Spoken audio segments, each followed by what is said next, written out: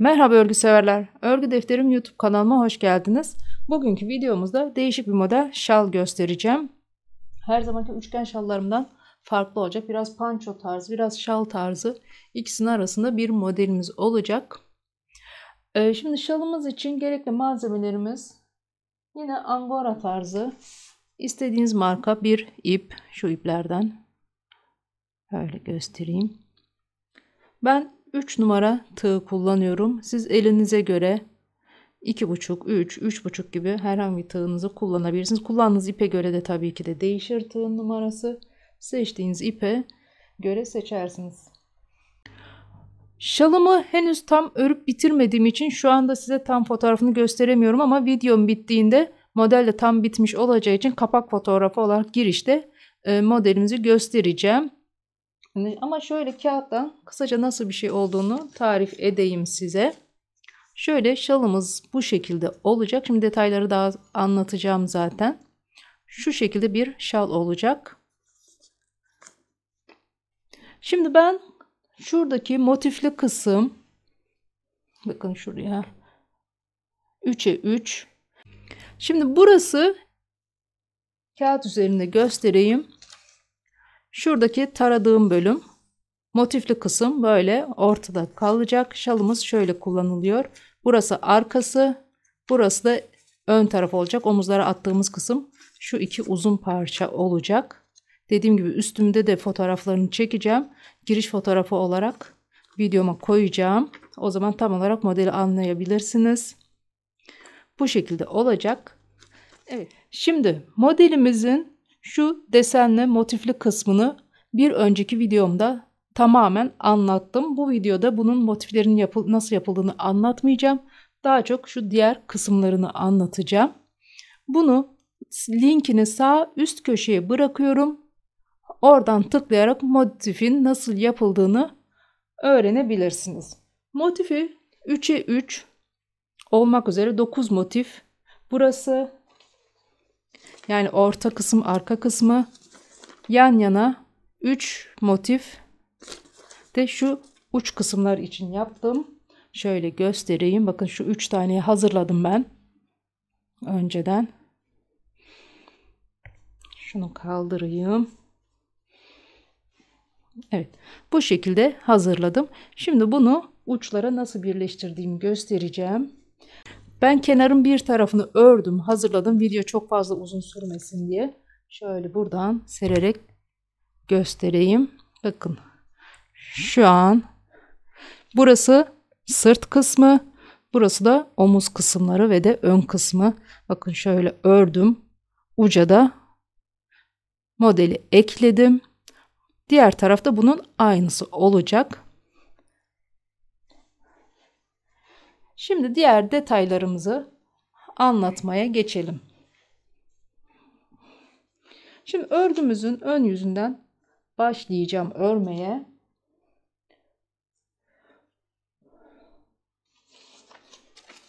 Şu şekilde. Bakın ben şurayı örmüş bulunuyorum şu anda. Aynı şekilde burayı da öreceğim için buradan anlatacağım size. İpimizi alıyoruz. Bir kenar ördüğümüz için şimdi buna karşılık gelen şu kenara, gördüğünüz bu kenara trabzan örerek ikinci tarafı omuz kısmını tamamlayacağız. Şöyle başladım. Bu kenardan başlayacağım. Bakın modelimizde dediğim gibi bir önceki videomda modeli göreceksiniz. Şu son sırada dörder tane trabzanlarımız vardı. Şimdi bu her trabzanın tepesine birer tane gelecek şekilde üçlü trabzanlar yapacağız. Ondan sonra komple düz ilerleyeceğiz. Şimdi ölçülerini vereceğim tekrardan. Şöyle kenardan şurada boşluktan başlıyorum. Buraya da bir tane yapacağım.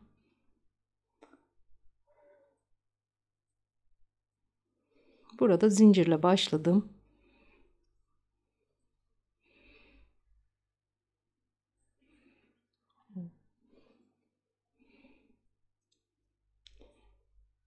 hemen her trabzanın tepesine bir tane olacak şekilde üçlü trabzanlar yapıyorum. Yani 3 defa da çekeceğim. 1 2 3. İpimi doladım. Trabzanımın tepesine battım. Şu ipi burada saklıyorum, bir yandan yürüterek ilerleyeceğim. Trabzanın tepesine battım. İlmeğimi çıkardım. 1 2 3 defa da çekiyorum. Tekrar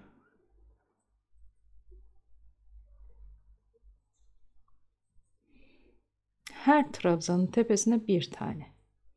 Burada düz ilerleyeceğimiz için artırma ya da eksiltme yok. Tam sıra boyunca 108 trabzan ediyor. Sayılara doğru batarsanız 108 tane edecek. Zaten 108 olması bir eksik bir yanlış çok fark etmez. Tabi toplanma yapmasın. Birer tane fire verebilir ama çok fazla toplanma yapmasın.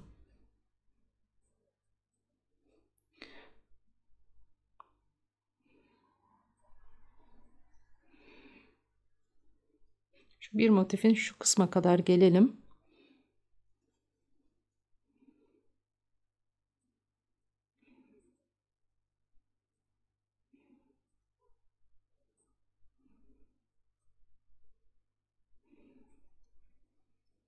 Bu arada hanımlar, kanalıma abone olup videolarıma yorum yaparsanız ve de videolarımı sosyal medya hesaplarınızda bağlantılarımı kopyalayıp yapıştırırsanız daha çok kişiye ulaşabilirim.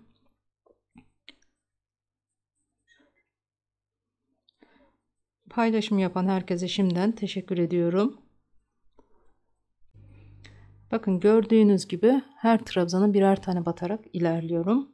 Biraz uzun olması için üçlü trabzanlar yapıyorum. Eğer seviyorsanız ikili trabzan da yapabilirsiniz. Ya da iki kez dolayıp 4 defada da çıkabilirsiniz. Artık bu düz kısım kendi zevkinize kalmış bir şey. Motifi dediğim gibi bir önceki videomda göreceksiniz.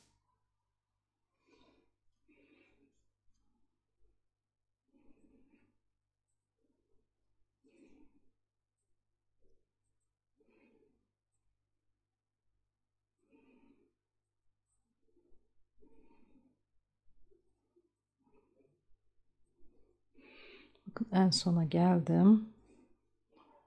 Şöyle göstereyim. Son trabzanın tepesine battıktan sonra bir tane de şu aralarda çektiğimiz iki zincire bir tanesini bu tarafa yapıyorum. Bakın bu motifi komple bitirmiş olduk. Şöyle göstereyim. Bir tane de fazla trabzan haricinde şuraya batarak yapacağım. Yani oradaki zincire de bir tane yapıyorum. Şimdi ikinci motife geçtim. Ve devam ediyoruz. Her trabzan tepesine birer kez batarak ilerleyip devam edeceğiz. Nereye kadar geleceğiz? Tam şuradaki köşeye kadar geleceğiz. Şimdi sıramı tamamladım. Komple bitirdim. Geldim. Tam orta noktaya geldim. Burada bir üst sıraya geçeceğim. Üst sıraya geçmek için 1, 2, 3, 4 zincir çekiyorum. Örgümü çeviriyorum. Sıranızın kenarında artma eksilme olmasın diye. Bakın bu birinci trabzan birinci zincire denk geliyor. Bunu şuradaki boşluğu atlıyorum. Yani şunu atlayıp buna yapıyorum. Yani tam ikinci trabzan tepesine trabzan yaparak devam ediyorum. Bu şekilde. Yine arka sırada da üçlü trabzanlarla ilerliyoruz. Artık bu yanlar bu şekilde ilerleyecek. Uzunluğumuzu tamamlayıncaya kadar üçlü trabzan olarak devam edeceğiz. Sıra sonunu burada sıra sonunu göstereyim. Bakın şurada mesela geldiniz. son trabzanın tepesine yaptınız. Bir tane de şu zincire yapıyorsunuz. Unutmayın ki artma eksilme olmaması için. Şurada mesela bu trabzanın son trabzanın tepesi oluyor. Burada birazcık kayık gibi görünüyor. Yani soldaymış gibi göründüğü için bu trabzanın tepesine battıktan sonra bir tane de zincire yapıyorsunuz ki sayınız artıp eksilme yapmasın. Şimdi ne kadar öreceğimizi söyleyeyim ben size. Benim ölçülerim yaptığım şalda şu motifli kısım 55 santim. Kenar kısmı da şu düz örgü kısmı. Burası da 55 santim ördüm. Yani ikisi de birbirine eşit. Şu kısım da 55 santim. Siz daha büyük, daha küçük yapabilirsiniz. Bu tür sayılara çok takılmayın. Sadece tek fark olarak burada mesela motifli kısmı ördüm. Motifler bakın şu düz örgü kısmına denk geliyor. Şöyle çevireyim ya da böyle daha net göreceksiniz. Uca eklenecek motifi bakın 55 santimden sonra bir boy motif yaptım. Yani bunu da neden yaptım? Biraz daha böyle güzel sarıp sarmalayan bir şal olmasını istediğim için yaptım. 55'e 55 tam denk yaparsam belki biraz kısa kalabilir diye. Ben de henüz denemediğim için ölçüleri bilmiyorum ama bu şekilde yaptım. Şimdi bitmiş halini zaten üstümde daha sonra göreceksiniz. Eğer çok uzun gibi gelirse bu kadar örmezsiniz de bir motif eksik örersiniz. Mesela düz kısmı bu kadar örersiniz. Yani 2 motif boyu kadar örersiniz. Bu kısma da şu motifi getirip koyarsanız birebir dengeli olur. Ama öyle bence kısa olur. O yüzden bu şekilde yapmanızı tavsiye ederim. Evet arkadaşlar, şimdi kenar kısmımızı, yani ikinci kenar kısmımızı tamamen ördüm, bitirdim. Diğeriyle aynı sıra sayısında ben 40 sırada bitirmiştim ikisini. Toplamda 55 santim falan ediyor. Siz dediğim gibi elinize göre ayarlarsınız. Şimdi geldik birleştirmeye. Karşı motiflerim de hazır örülü. Şimdi ikisini birbirine birleştireceğim. Birleştirirken farklı bir teknik göstereceğim. Bunun ayrı bir videosunu da çektim. Ama burada da şimdi size kısaca anlatayım. Trabzan yaparken son sırada birleştiriyorum ben. Siz bunu eğer yapmak istemezseniz kendi klasik birleştirme tekniklerinizle birleştirebilirsiniz. Şimdi her trabzana bir trabzan denk gelecek şekilde birleştireceğiz bunu. Örgümü alıyorum. Son sırasını örmedim henüz. Son sırayı örerken birleştiriyorum. Şimdi örgümüzün önünü, yüzünü, tersini, yüzünü ayarladıktan sonra bakın şu an iki tarafta örgümüzün ön yüzü. Şurada motifli kısmı, ön yüzü bize bakıyor bir şekilde. Tığımı batırıyorum buraya. Şöyle yaklaştırayım, netleştireyim. Tığımı batırdım. Ve son sıra için 4 zincir çekip yukarıya çıkmıştım. İlk önce bu zinciri buraya birleştirelim. Bu ilk trabzanımız oluyor.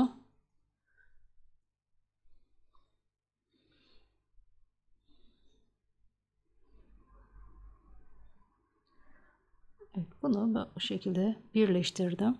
Şimdi birebir her trabzanın tepesine birleştirme yapacağız. Burada zincir kaydırma tekniğiyle birleştireceğim. Bakın ilmeğimi almadan geliyorum, sıradaki birleştireceğim trabzanın tepesine tığımı batırıyorum. Sonra ipimi doluyorum ve karşı parçada şöyle onu biraz ters çevirmem gerekiyor. Tersinden batacağız. Düz olması için. Sıradaki trabzana batıyorum. Burada trabzan örer gibi trabzanlarımızı üçlü trabzan yapıyorduk. Birinciyi tek çektim. İkinciyi çift çektim. Şimdi üçüncü de bakın şu kaydırdığım ilmek, bu motifimizin trabzanı ve bu son ilmeğimiz, hepsini birlikte tek seferde çekip birleştiriyoruz. Bu şekilde. Bakın birinciyi yapmış olduk. Bir sonraki trabzana kaydırıyorum. İlmek kaydırma yapıyorum. Hiç araya zincir falan çekmiyorum. İp dolamıyorum. İlk önce bir sonraki zincire batıyorum. Sonra ipimi dolayıp karşı parçaya batarak trabzanımı yapıyorum.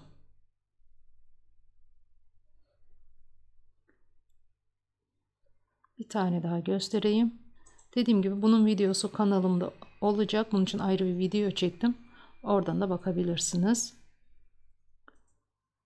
Bu arada hanımlar, kanalıma abone olup videolarımı beğeni ve yorum yaparsanız sevinirim.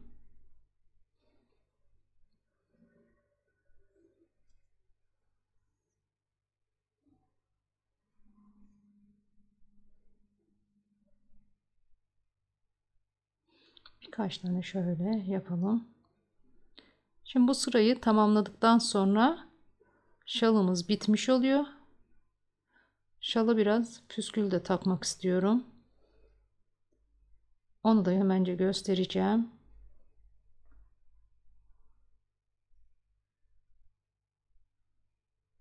Bakın hem trabzan, son sıra trabzanımızı yapıyoruz. Hem örgümüzü birleştiriyoruz. Bakın görüntüsü de bu şekilde oluyor. Dediğim gibi bu tekniği ya da herhangi bir bildiğiniz bir teknikte motifinizi birleştirebilirsiniz. Şimdi sırayı tamamlayıp diğer kısma geçelim. Evet, birleştirmemi tamamladım. Şimdi bir sıra şu motifin etrafına çakma sık iğne yapacağım.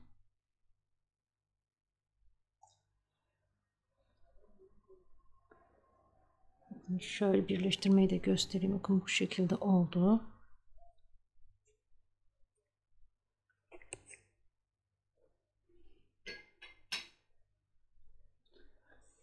Çakma sık iğne için tığıma ipimi doluyorum. Batıyorum. Hepsini tek seferde örüyorum. İpi doladım. Tek seferde ördüm. Bütün trabzanların tepesine birer tane gideceğiz. Bu şekilde.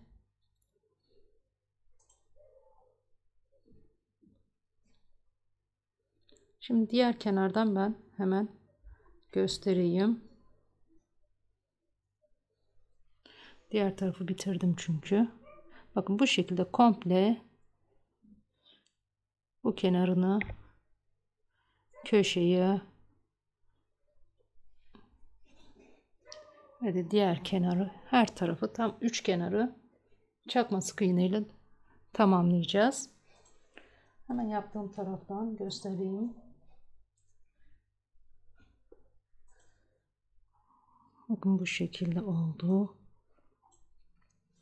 Şimdi burada şalımız bitiyor. Çakma sık iğne sırası da bittikten sonra şalımızı tamamlamış oluyoruz. Böyle V şeklinde bir şal oldu.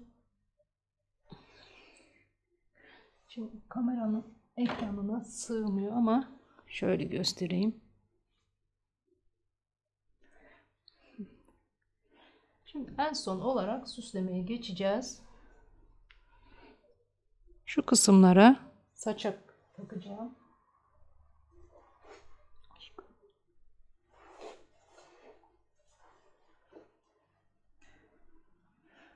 Hemen saçakları nasıl yaptığımı göstereceğim.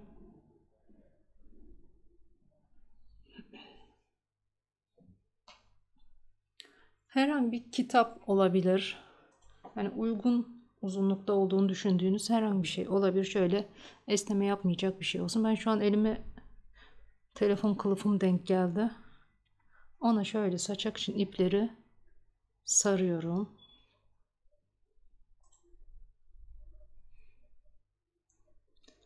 Göstermek için az yapacağım ben.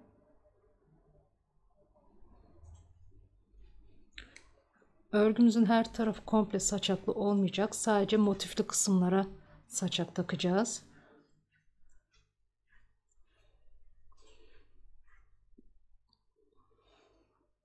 Sanırım şimdilik bu kadar yeter. Bir kenarı kesiyorum.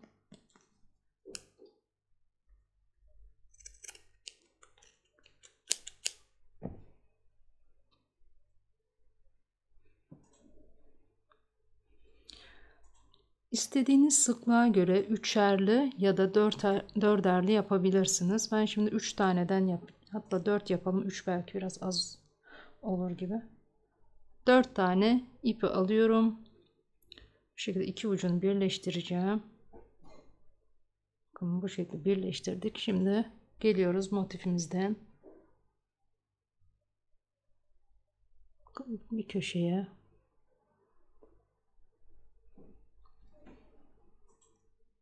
Saçağımı aldım. İçinden geçirdim.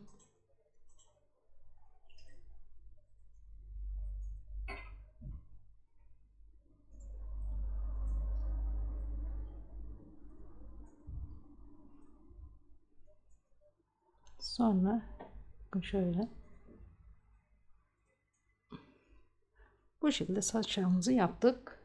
Hemen bir tane daha göstereyim. 4 tane aldım. İki ucunu birleştiriyorum. Geliyorum. İstediğiniz sıklıkta yapabilirsiniz. Ben şimdi bir tane boş bıraktım.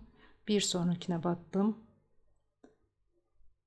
Daha seyrek ya da daha sık takabilirsiniz.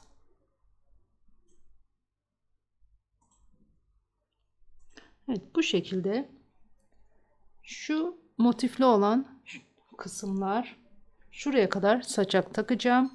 Bu taraftan da buraya kadar saçak takacağım. Bir de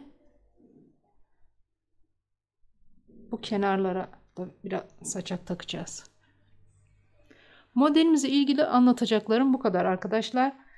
Şimdi bitmiş olarak ekrana şu an sığmıyor. Ama fotoğraflar ekleyeceğim. Videonun sonunda göreceksiniz. Başına da koyacağım.